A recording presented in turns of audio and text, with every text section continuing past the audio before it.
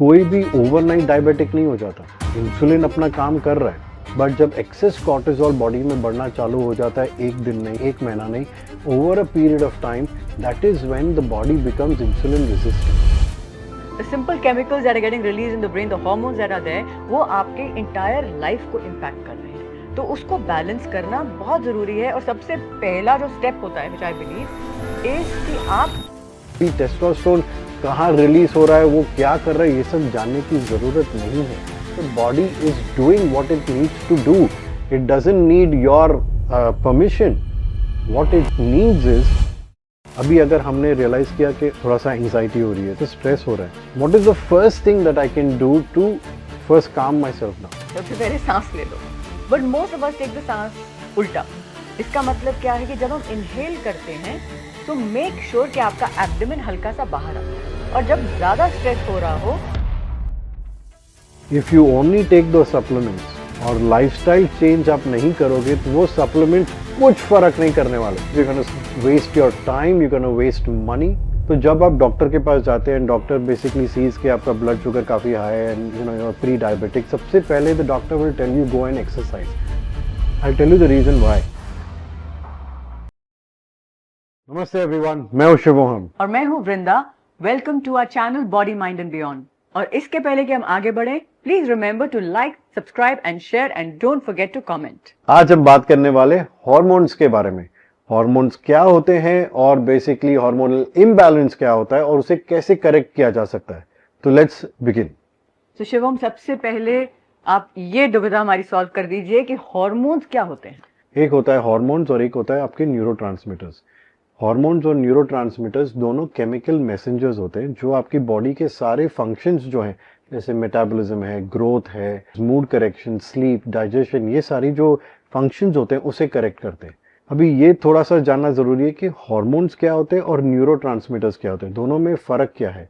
Hormones का जो काम है वो काफी रिलेटिवली काफी स्लो होता है, जैसे मसल ग्रोथ है, मेटाबॉलिज्म है, ये सारी चीजें। और जो न्यूरोट्रांसमीटर्स है उनका एक्शन काफी फास्ट होता है, जैसे मूड स्विंग्स या happy, sad, depression, anxiety, nervousness, ये सब जो चीजें हैं।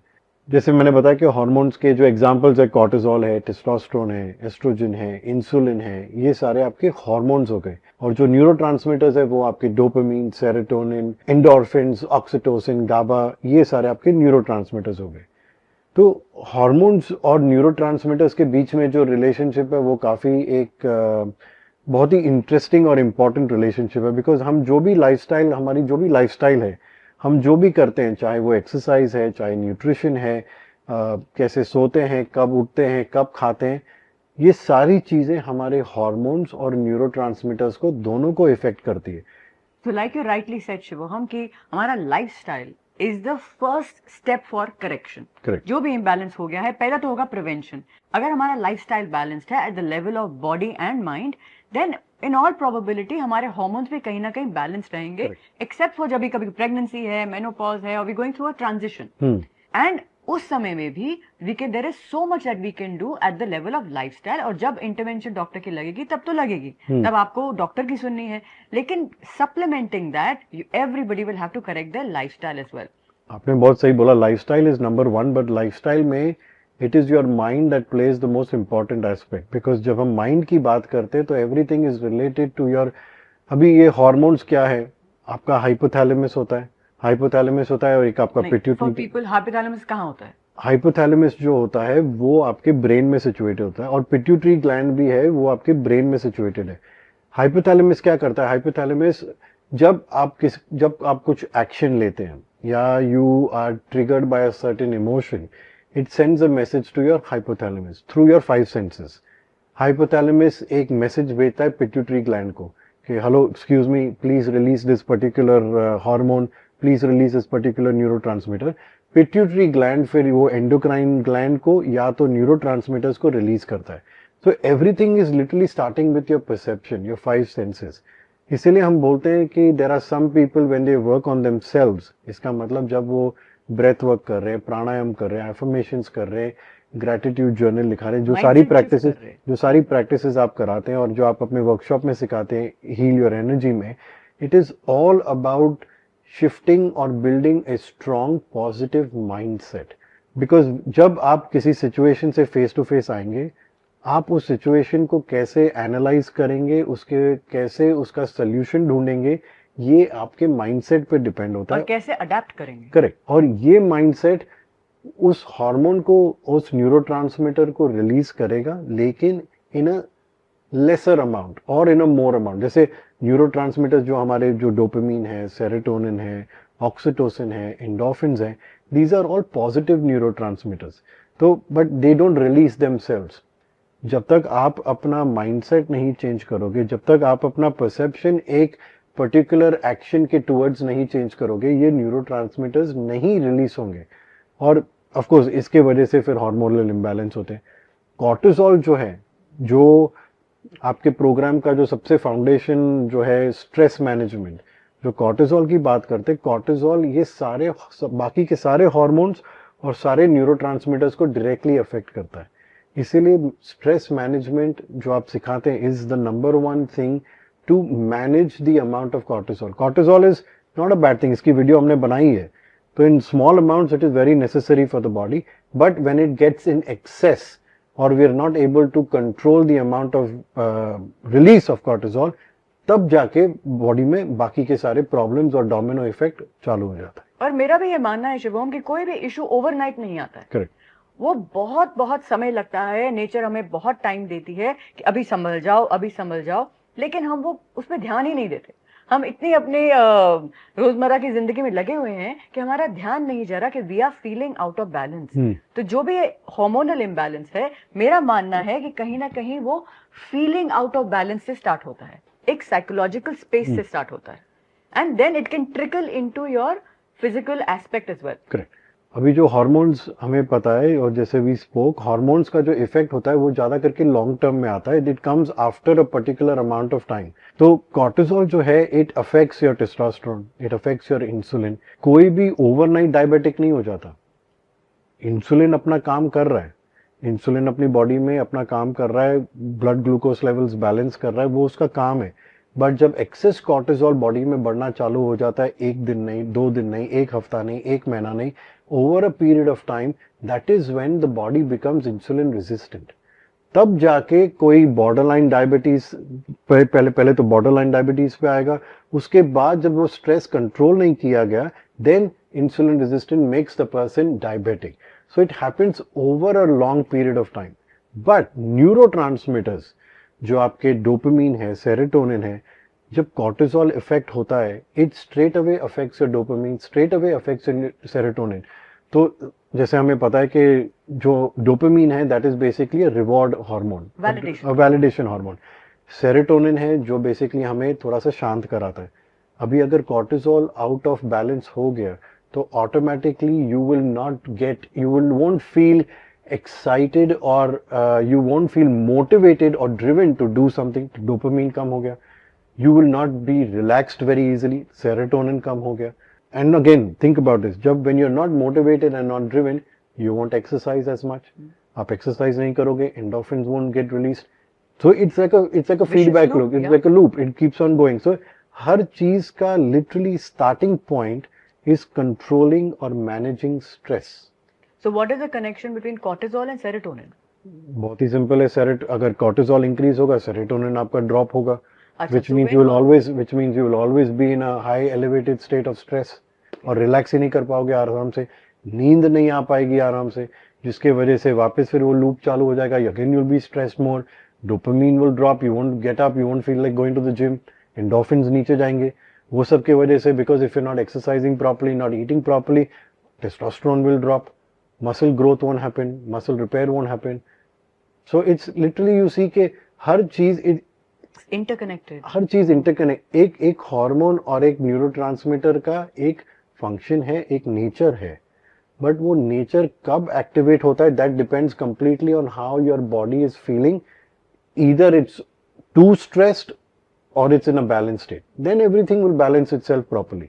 सो ये बहुत ब्यूटीफुल वर्ड है Shivam, and I always believe that nature thrives in balance. प्रकृति है वो बैलेंस में ही थ्राइव करेगी। जब भी आप अति करोगे it becomes little destructive. So even at the level of our hormones and neurotransmitters, it is very important to be in a balanced state. And जब हम balanced state की बात करते हैं, it always starts with a balanced state of mind. और जब हम क्या कहते हैं ना, cortisol high है या stress ज़्यादा हो रहा है, so it is very simple. अगर आपके mind में stress ज़्यादा होगा, it will filter into every aspect of your life, not only into your other hormones or your neurotransmitters, in every aspect of your life. Your relationships will start changing. आपका work affect होगा. So can you imagine the simple chemicals that are getting released in the brain, the hormones that are there, वो आपके entire life को impact कर रहे हैं.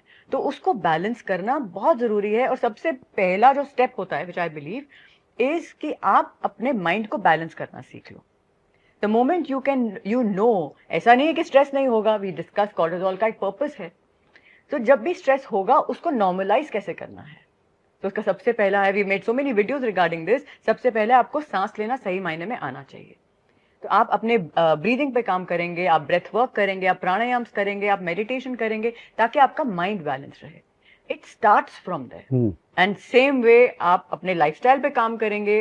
It is not just one thing in isolation. आपको पूरी picture को improve करना है, करेक्ट करना है, बैलेंस करना है. आप अगर सपोजिंग आप बाहर जाते हैं, आप एंजॉय करते हैं, आप कैसा भी खाना खाते हैं, अगर आप वो बैलेंस मात्रा में करेंगे, it is not going to disrupt your human system.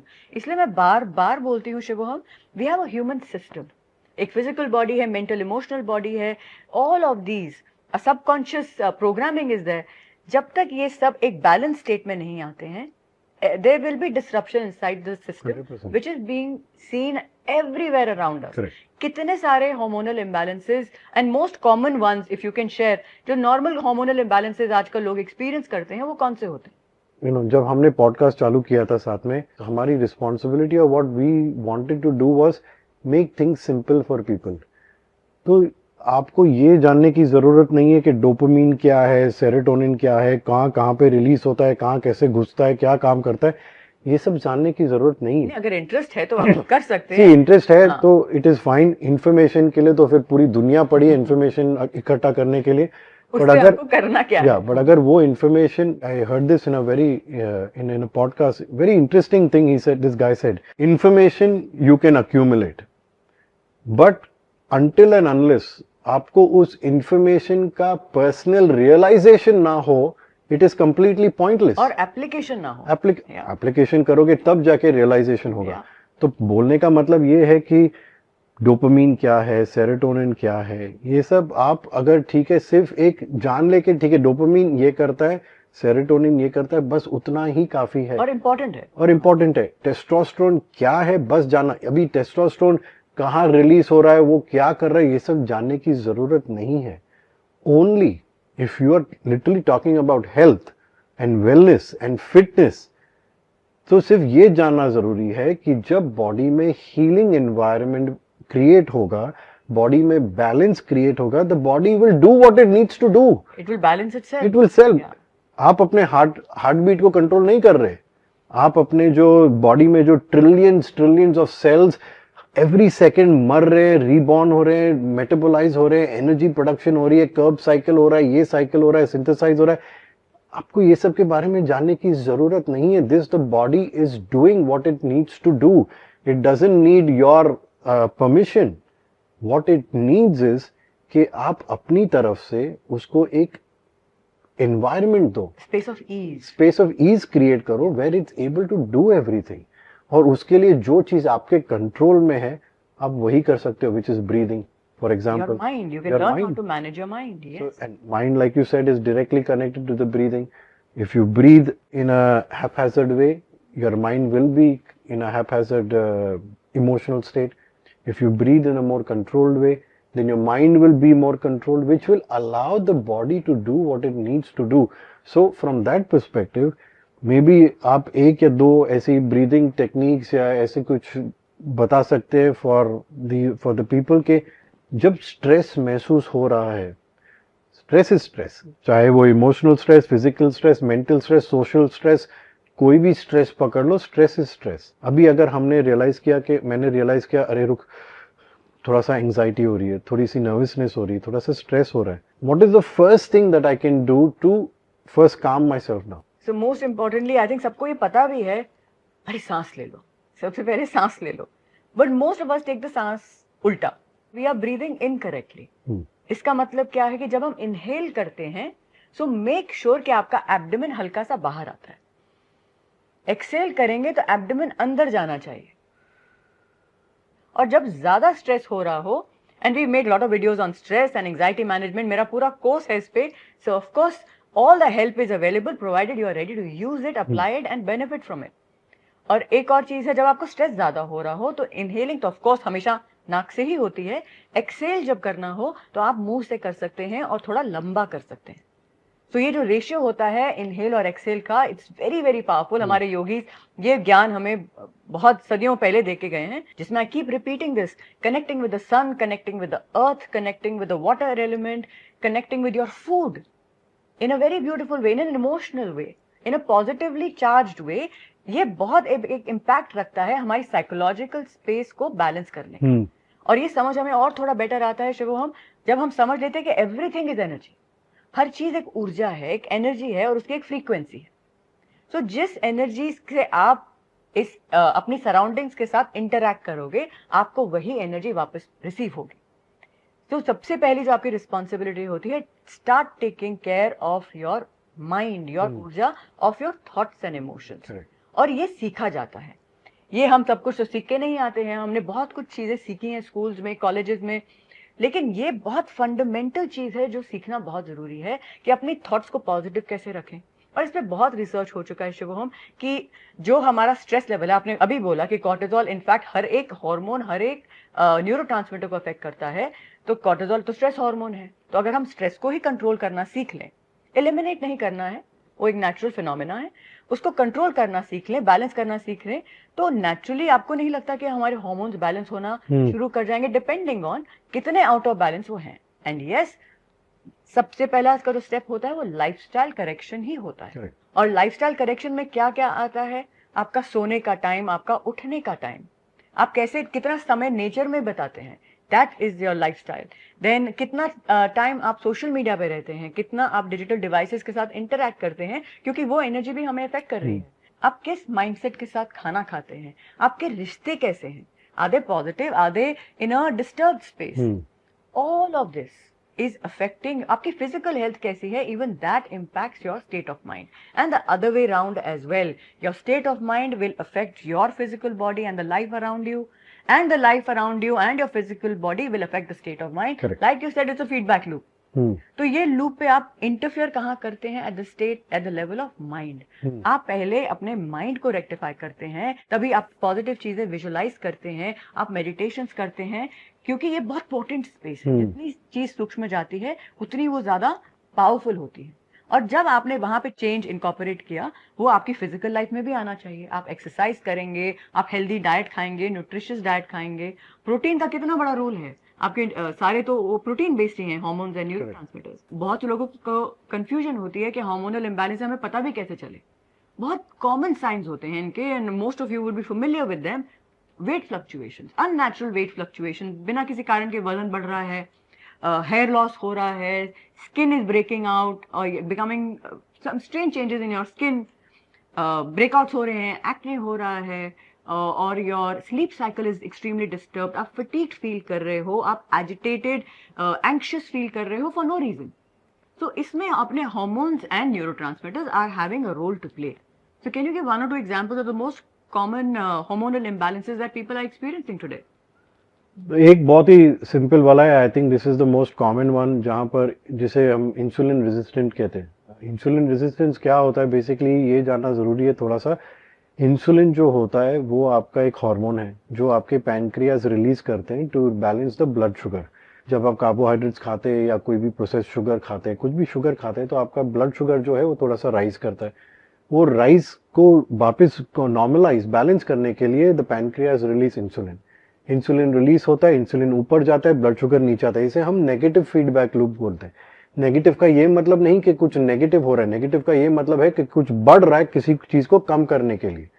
अभी ये जब कम होता है, इंसुलिन अपना काम कर रहा है। बेसिकली इंसुलिन जो है वो आपकी जो ब्लड शुगर, जो ग्लूकोज है आपके खून में, it's job is to take it to the store it mainly in the muscle cells, not in the fat cells. जिसे हम न्यूट्रिशन पार्टीशनिंग कहते हैं कि जो भी न्यूट्रिएंट्स है, ग्लूकोज है, it gets stored mainly where it should be, not where it should not B.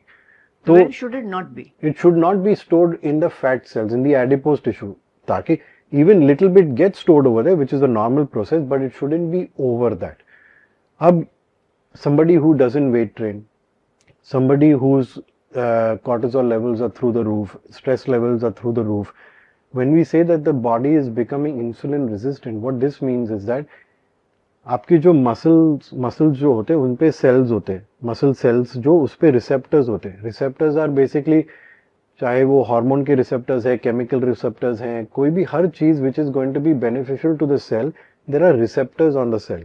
Insulin क्या करता है? Insulin activate certain chemicals which carry the glucose from the blood into the cell. So you can say that वो cells are like doorways, insulin is like the की.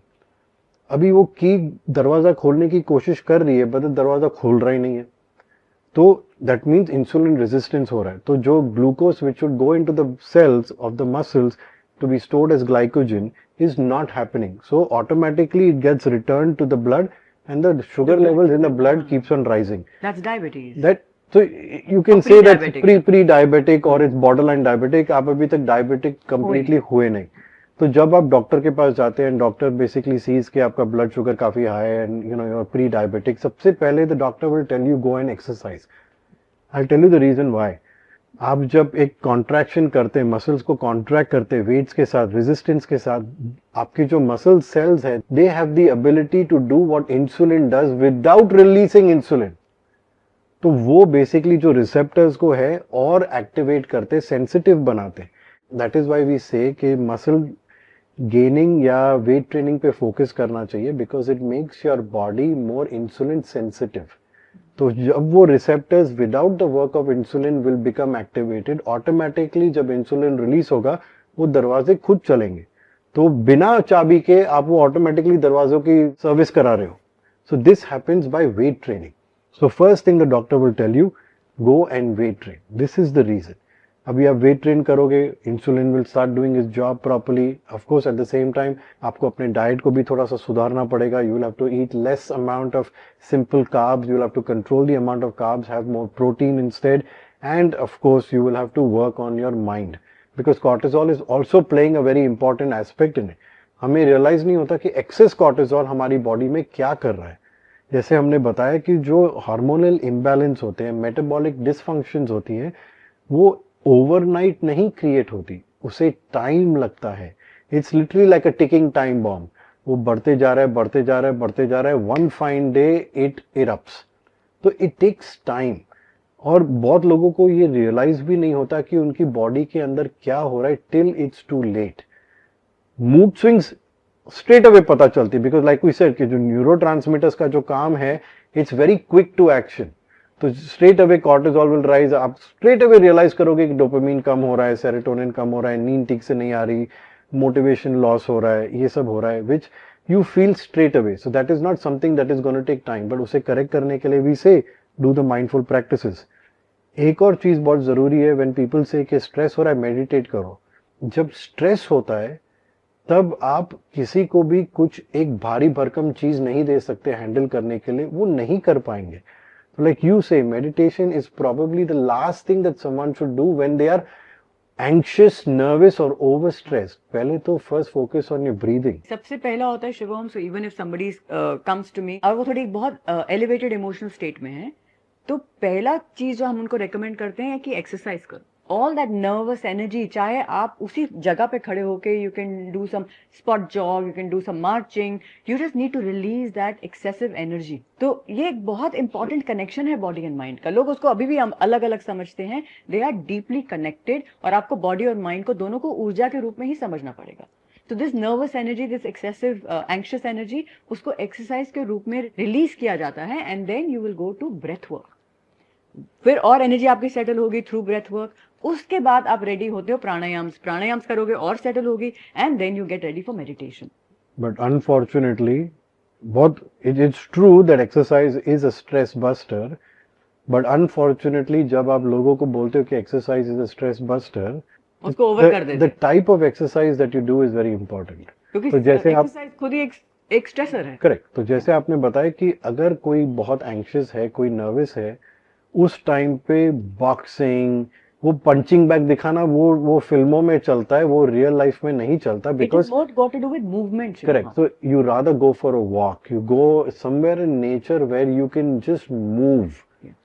उस time पे heavy lifting या heavy intensity workout या sprinting या boxing करने की is not जरूरी, because you are adding to the stress. You would believe Shubham, even pacing, आप अगर बाहर भी नहीं जा सकते, आप सिर्फ उठ के चलना स्टार्ट कर दीजिए, just walk back and fourth little bit and breathe along with it, आपकी एनर्जी कहीं ना कहीं थोड़ी सेटल करती है। पूरा काम नहीं होगा, लेकिन आपको थोड़ा सा सिम्टोमेटिक रिलीफ मिलेगा, because all of that stress in the body is your flight and fight response. Correct. मतलब कि your body is ready to take action.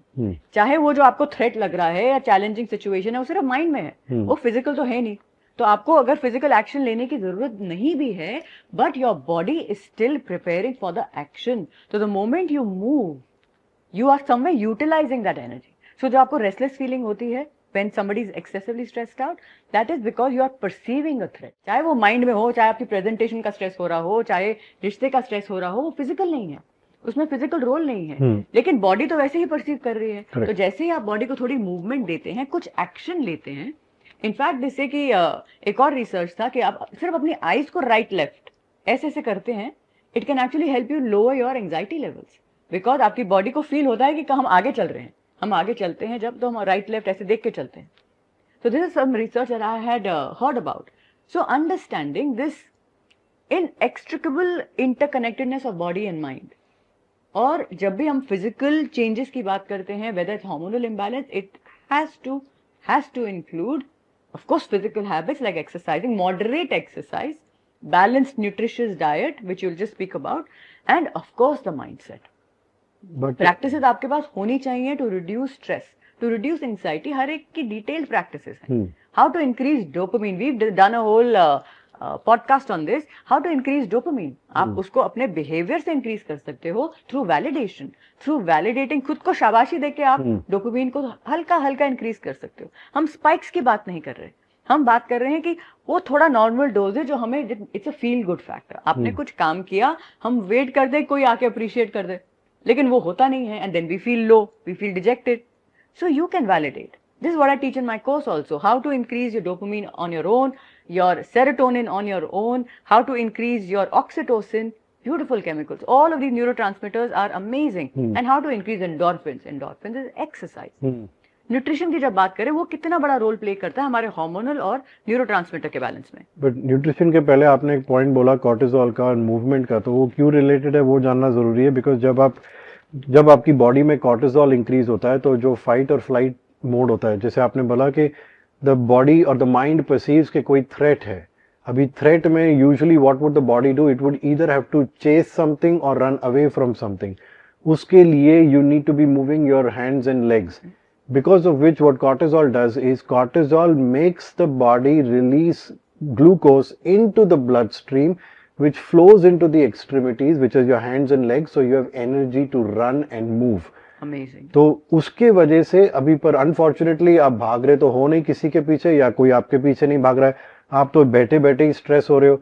तो व्हाट इज हैपनिंग, बैठे बैठे आप स्ट्रेस हो रहे हो, मूवमेंट हो रहा नहीं है, बॉडी में blood glucose level Alto increase होते जा रहा है। Eventually it goes to the muscle says नहीं भाई मुझे नहीं चाहिए, मेरे में मूवमेंट नहीं है, please go back, and that is how the vicious cycle of the glucose which is getting release. अब ग्लूकोज रिलीज कहाँ से हो रहा है ये समझने की बात है। खाना normally blood glucose rises when you eat something, यहाँ पर आपने खाना नहीं खाया है, तो where is that glucose releasing from? The glucose is either releasing from breaking down your muscle into glucose, or it is converting fat into glucose. Usually in such a case it would break down your muscle into glucose. तो muscle टूट रहा है, और ये cortisol का nature है, muscle टूट रहा है, बॉडी में ब्लड ग्लूकोज इंक्रीज हो रहा है, and now the blood glucose because it's not being used is again getting stored away as fat. तो आपको लग रहा है कि हाँ मूवमेंट तो हो रही नहीं है, मैं कुछ कर रहा नहीं हूँ, मैं कुछ खा रहा नहीं हूँ, मैं वहां हूँ, मैं putting on weight. This is how you are losing muscle and putting on fat. So interesting. So that is why cortisol, when you say that the most important, the most magical thing in a human body is movement. That movement needs to be there and like you said अगर बाहर जाने की जगह नहीं है just getting up and walking around a little bit moving the hands a little bit that is necessary and at the same time doing some breathing practices to calm the thing down so अभी आपने nutrition के बारे में पूछा पहले तो ये समझना जरूरी है कि फूड जो है it is a foreign body it is not something that the body makes it is a foreign body तो जब आप कुछ खाना खाते हैं योर डाइजेस्टिव फायर और the agni basically breaks down the food अभी उस खाने में से basic if you think about it it's like the Samudra Manthan stomach में चर्निंग होती है चर्निंग में से अमृत निकलता है विष निकलता है which is basically your nutrients and then your waste products जो वेस्ट प्रोडक्ट्स है वो एलिमिनेट हो जाता है जो न्यूट्रिएंट्स है दे गेट अब्सॉर्ब्ड जब हम न्यूट्रिशन की बात कर रहे हैं वो the nutrients everything is amino acids there's amino acids in your carbohydrates there's amino acids basically in your protein as well in your fats as well there's amino acids are the basis for every single function in the body from manufacturing of hormones from manufacturing of neurotransmitters also dopamine serotonin oxytocin इनका जो raw material है वो आपके amino acids में से आ रहा है तो अगर आपका खाना न्यूट्रिशियस नहीं है ठीक है आप अपनी लाइफस्टाइल में चीजें करेंगे to improve your dopamine but अगर वो डोपामीन बनाने के लिए रॉ मटेरियल ही नहीं है तो वो एक्शन कैसे हेल्प करेगा तो that is why nutrition is also given that much importance because what you eat will also affect your testosterone, will affect your cortisol, will affect your neurotransmitters like your dopamine and everything. So having a balanced meal with the right amount of protein, with the right amount of carbs, which is not too high in the sugar content, will help you automatically balance the insulin. Testosterone और growth hormone के लिए fats are very necessary because fat लोगों को लगता है कि fat मैं नहीं खाऊंगा fat will make me fat. But fat is the raw material which is used to make cholesterol. Cholesterol से आपके testosterone और जो दूसरे sex hormones है वो बनते हैं तो fat is also very necessary.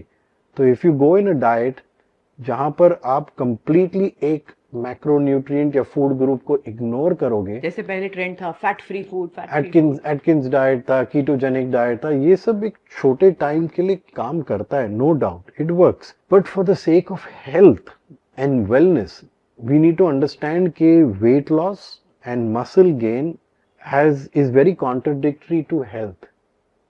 Health का मतलब है keeping everything in balance. जब हम weight loss की basically कोशिश कर रहे हैं for people who are overweight, exercise excess में होती है, calorie deficit excess में होती है, nutrition compromise होता है, तो how is it healthy? Same thing when you're talking about excessive muscle gain. हर चीज excess बात करने की जरूरत है. When you're looking at balancing your body weight, which is bringing your body weight to its normal.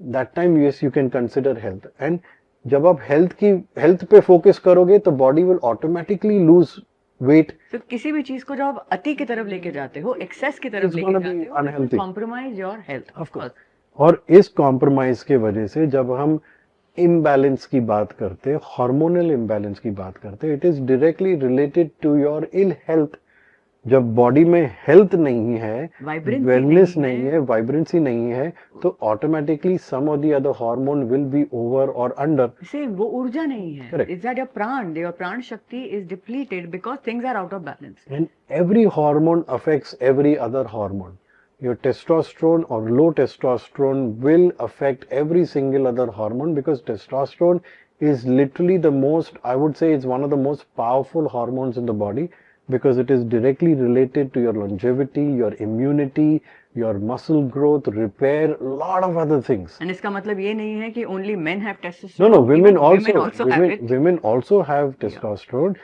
And they have testosterone as much as their body needs. Of course. So the testosterone is there in men and women both. But low testosterone will affect women in the same way as it affects men. Exactly. So understanding ke health means balancing your hormones. Balancing your hormones, which means balancing your mental state, correcting your lifestyle, correcting your habits, and training and exercise and nutrition becomes a part of that.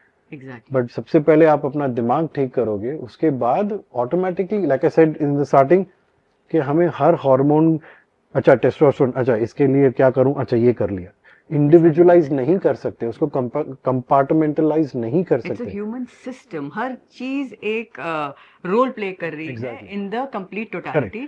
तो तो आप अपने दिमाग पे काम करिए, अपनी breathing को करेक्ट करिए, प्राणायाम करिए, ग्रैटिट्यूड जर्नल रखिए, सारी चीजें जो आप अपने, विजुअलाइज कीजिए, जो आप विजुअलाइजेशन अपने, has a very big impact on your health correct, status. तो सारी चीजें जो आप अपने हील योर एनर्जी कोर्स में कराते हैं, I think even if people just attend your webinar, मुझे लोगों ने बताया कि वो, और आपने मुझे भी बताया कि, और मैंने टेस्टिमोनियल्स भी सुने कि आपके जो 2 दिन के जो वेबिनार है वो ही इतना इंफॉर्मेटिव और लाइफ चेंजिंग है कि उसमें ही वही अगर अप्लाई करेंगे, उसमें जो आप दो They can तीन start their प्रैक्टिसेस देते journey, हैं, yes. They can they start can the start journey their with that. Journey and they can start correcting their health issues. या बिकॉज लोग जब हार्मोनल इम्बैलेंस का नाम सुनते हैं ना, उनको लगता है कि कोई फॉरेन चीज है जिसके बारे में उनका कोई कंट्रोल नहीं है। So please correct that thinking.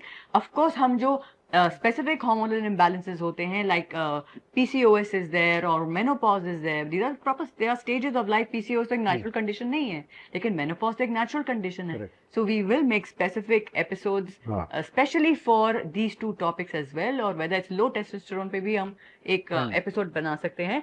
But the whole purpose of this episode was कि पीपल अंडरस्टैंड कि आपका कंट्रोल है to a large extent.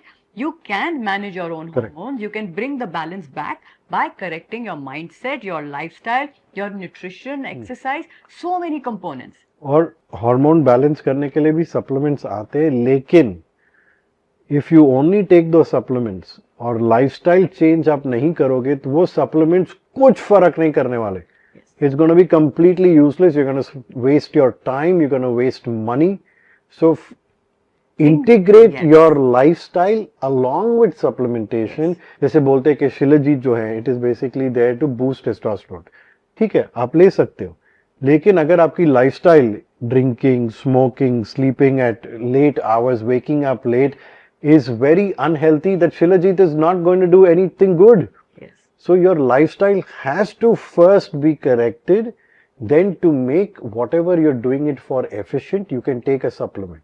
But just the supplement by itself is not going to do anything to you. And yes of course, अगर आपका कोई situation है जो ज्यादा एक्सट्रीम में हार्मोनल इम्बैलेंस हो गया है, आपको डॉक्टर की हेल्प जरूर लगेगी। So don't be shy of going to the doctor, get a diagnosis, और उनके साथ जो भी ट्रीटमेंट वो रेकमेंड करते हैं उसके साथ आप अपनी लाइफस्टाइल पे काम जरूर कीजिएगा। Allopathy and medicines do play a very important role, but medicine भी तभी काम कर पाएगी जब आप एक, जैसे बोला कि जैसे आपने बोला कि you do the things which are under your control by correcting your lifestyle. Medicine will also only work if your internal system is working on being healed. The medicine is not healing you. The medicine is making the process more efficient. And giving you symptomatic relief. Correct. Also, yeah. But if you yourself, अंदर का जो system ही है, अगर वो ही heal नहीं हो रहा, तो मेडिसिन भी कैसे काम करेगी? वो आप डोज बढ़ाते रहोगे and eventually it does not have a long term benefit for you. I think the most important part of this episode and to take away is that take charge of things which are under your control, which is your lifestyle, your habits which you build, good habits, and automatically your body will just heal itself and supporting you.